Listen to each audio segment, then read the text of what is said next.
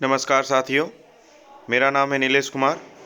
Previous video में हम लोगों ने पढ़ा था government of India act of 1858 और इस वीडियो में हम लोग स्टार्ट करेंगे इंडियन काउंसिल एक्ट ऑफ 1861। तो आइए शुरू करते हैं। हम जो भी पढ़ेंगे वो चीज़ थॉरोली पढ़ेंगे ताकि आप भी उस चीज़ को रीड करो और चीज़ों को समझ सको। डीपली पढ़ेंगे जो भी टॉपिक हम डिस्कस करेंगे।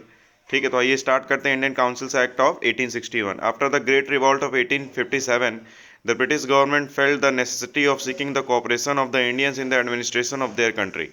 In pursuance of this policy of the association, three acts were enacted by the British Parliament in 1861, 1892 and 1909। देखिए अब क्या हुआ जब रिवॉल्ट हुआ, ठीक है, 1857 में, जिसको कि सिपा मिटेनी भी कहा गया है। जब ग्रेट रिवॉल्ट हुआ तो ब्रिटिश सरकार को यह महसूस हुआ कि हमें भारत को चलाने के लिए भारतीयों की भी ज़रूरत पड़ेगी। उसी को देखते हुए इन्होंने अपने संसद में, ब्रिटिश पार्लियामेंट में 3 एक्ट को पास किए हैं, जिसको कि अब क्या कहा गया, काउंसिल्स एक्ट 1861, 1892 एंड 1909। इसमें पहला एक्ट क्या है, the Indian councils act of 1861 is an important landmark in the constitutional and political history of India. देखिए फीचर्स क्या है इंडियन काउंसिल ऑफ 1861 को वन बाय वन देखेंगे। The features of this act were as follows. First क्या है, it made a beginning of the representative institutions by associating Indians with the law making process. क्या बता रहा है, इसमें representative institutions को डिनोट किया गया है, ठीक है, जिसमें कि भारतीय भी इन्वॉल्व रहेंगे कानून को बनाने में। It thus provided that the viceroy should nominate some Indians as non official member of his expanded council. क्या कह रहा है, वाइसरॉय को एक और मौका देता है, जिसमें कि यह बोला जाता है कि वाइसराय ने एक और मौका दिया है भारतीयों को, लेकिन किस में, नॉन ऑफिशियल मेंबर, जो अब वो अपने काउंसिल को बढ़ाएंगे तो उसमें इंडियंस भी रहेंगे, but not as a official member but as a non official member. In 1862 lord Canning the then viceroy nominated 3 Indians to his legislative council, the raja of Banaras, the maharaja of Patiala and sir Dinkar Rao. 1862 में क्या हुआ, 1862 में जब viceroy थे Lord canine, उन्होंने 3 भारतीयों को nominate किया अपने काउंसिल में। कौन कौन से वो लोग थे, Raja of Banaras, Maharaja of Patiala and sir Dinkar Rao. तो बनारस के राजा, महाराजा पटियाला और सर दिनकर राव को वाइसराय लॉर्ड कैनिन ने 1862 में अपने लेजिस्लेटिव काउंसिल में नॉमिनेट किया। दूसरा पॉइंट क्या है, it initiated the process of decentralization by restoring the legislative powers to the Bombay and Madras presidencies. Second point क्या है इंडियन काउंसिल एक्ट में, डिसेंट्रलाइजेशन प्रोसेस को रिस्टोर कर दिया, ठीक है, मतलब कि पहले क्या था, इनसे पावर ले लिया गया था, मतलब इनको सबऑर्डिनेट बना दिया गया था, लेकिन अब फिर से पावर को रिस्टोर कर दिया गया किसके, बॉम्बे और मद्रास प्रेसिडेंसी को। It thus reverse the centralising tendency that started from the regulating act of 1773 and reached it's climax under the charter act of 1833। तो मतलब क्या कह रहा है कि जो रेगुलेटिंग एक्ट 1773 में जो हक दे दिया गया था उस समय की हर एक पावर को सिर्फ ब्रिटिश के रिप्रेजेंटेटिव के पास होना चाहिए, उसी चीज़ को अब रिवर्स करके फिर से पावर किन के हाथ में चला गया, बॉम्बे और मद्रास प्रेसिडेंसी के हाथ में चला गया। This policy of legislative devolution result in the grant of atmosphere complete internal autonomy to the provinces in 1937। इसी एक्ट के अकॉर्डिंग क्या हुआ, जो भी लेजिस्लेटिव पावर थे वो मिल गए और कंप्लीट ऑटोनॉमी दे दी गई प्रोविंसेस को, मतलब कि जिसको आज हम लोग स्टेट कहते हैं उस समय प्रोविंस कहा जाते थे, ठीक है। थर्ड पॉइंट क्या है, इट, देखिए थर्ड पॉइंट पढ़ते हैं, it also provided for the establishment of new legislative councils for Bengal, north western provinces and Punjab which were establish in 1862, 1886 and 1897 respectively. क्या बोल रहा है कि न्यू लेजिस्लेटिव काउंसिल्स बने, न्यू लेजिस्लेटिव काउंसिल्स बने, कहाँ पे बने, बंगाल में बने, नॉर्थ वेस्टर्न प्रोविंसेस जिसको कि कह सकते हैं पाकिस्तान भी कह सकते हैं, ठीक है, कुछ कुछ पार्ट, तो बंगाल में, नॉर्थ वेस्टर्न प्रोविंसेस में और पंजाब में नए लेजिस्लेटिव काउंसिल्स बने। कब कब बने, 1862 में, 1886 में, 1897 में। फोर्थ पॉइंट क्या है, पढ़ेंगे, it empowered the viceroy to make rules and orders for the more convenient transaction of business in the council. क्या बोला, और भी ताकत दिए गए, एम्पावर्ड मतलब और भी ताकत दिए गए, किसको, वाइसराय को दिया गया, ताकि वो नियम और कानून और अपने ऑर्डर को मनवा सकें, अपने काम को करवा सकें, ठीक है। किस चीज़ के लिए, जो काउंसिल में जो भी ट्रांजेक्शन्स होते हैं, जो भी बातचीत होती है काउंसिल में, जो भी डिस्कशंस होते हैं उसमें।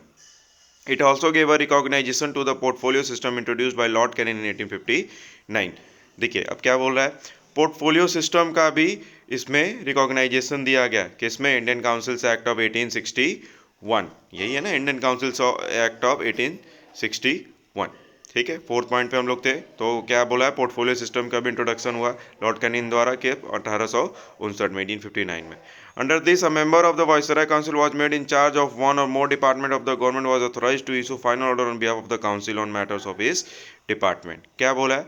जो वाइसराय काउंसिल के मेंबर हो गए उनको क्या बनाया गया? इंचार्ज बनाया गया, किसका? गवर्नमेंट के विभागों का, departments of the government, government के विभाग का उनको इंचार्ज बनाया गया और उनको ऑथराइज किया गया कि जो भी फाइनल डिसीजन होगा वो वाइसराय काउंसिल के जो भी मेंबर होंगे, इंचार्ज होंगे, वही लेंगे। फिफ्थ पॉइंट क्या बताता है?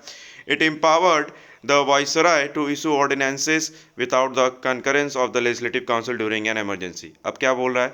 इंडियन काउंसिल्स एक्ट 1861 ने एक वाइसराय को और ताकत दिया, क्या? ऑर्डिनेंसेस पास करने का। ऑर्डिनेंसेस कह सकते हैं कि अध्यादेश होते हैं या कानून होते हैं, लेकिन कब? इमरजेंसी के टाइम पे बिना कोई डिस्कशन के, मतलब कि वाइसराय क्या कर सकता है? कोई भी ऑर्डर पारित कर सकता है बिना कोई डिस्कशन के, लेजिस्लेटिव काउंसिल के बिना डिस्कशन के वाइसराय कोई भी कानून पारित कर सकता है। ये था हमारा Indian councils act of 1861। Next topic पे मूव करेंगे।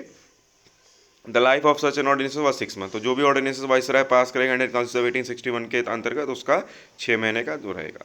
इंडियन काउंसिल एक्ट ऑफ 1892 के बारे में पढ़ेंगे। 1892 क्या बोलता है? Indian council act of 1892 first point पढ़ेंगे, फीचर क्या है? It increase the number of additional non-official members in the central and provincial legislative councils but maintain the official majority in them। क्या बोलता है? नॉन ऑफिशियल मेंबर्स को बढ़ाता है। ठीक है, काउंसिल एक्ट 1892 क्या कहता है? नॉन ऑफिशियल मेंबर्स को सेंट्रल, केंद्र में, और प्रोविंशियल, राज्यों में भी बढ़ाता है, लेकिन ऑफिशियल जो मेजोरिटी होती है, जिसके पास पावर होते हैं रूल्स नियम बनाने के, तोड़ने के, वो अच्छे रहते हैं, वो पहले जैसे ही रहते हैं। ठीक है, it increase the functions of legislative councils and gave them the power of discussing the budget and addressing questions to the executive। Second point क्या है?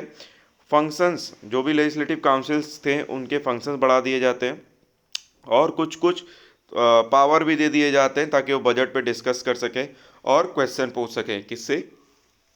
एग्जीक्यूटिव से।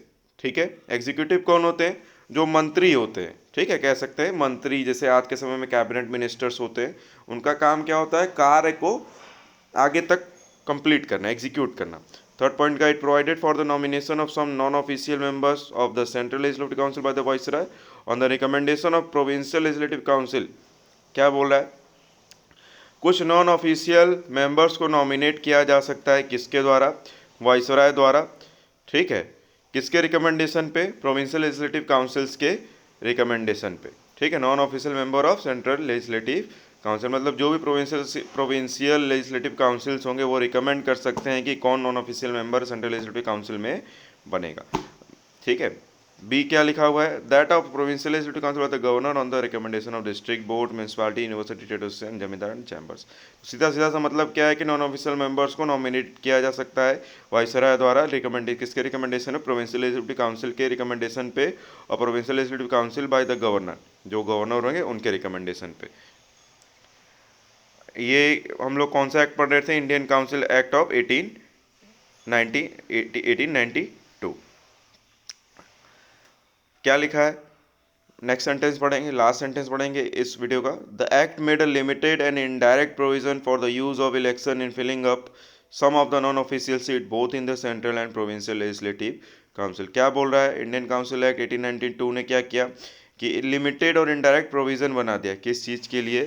जो भी, किस चीज़ के लिए? इलेक्शन के लिए। किस चीज़ को फिल करने के लिए? जो भी नॉन ऑफिशियल सीट्स वैकेंट होंगे उसके लिए। कहाँ पे ये वैकेंट होंगे? केंद्र और राज्य में। The word election was however not used in this act. लेकिन जो शब्द होते हैं चुनाव, वो इस एक्ट में नहीं इस्तेमाल किया गया। The process was described as nomination made on the recommendation of certain bodies. जो भी प्रक्रिया है उसको क्या हम कहेंगे? नॉमिनेशन मेड कहेंगे। किसके कहे पे? किसके रिकमेंडेशन पे? जो ऑफिशियल जो भी सर्टेन कुछ बॉडीज होंगे उसके रिकमेंडेशन पे। तो आज का वीडियो यहीं पे समाप्त होता है। मिलेंगे हम लोग नेक्स्ट टॉपिक में। बहुत बहुत धन्यवाद। जय हिंद, जय भारत।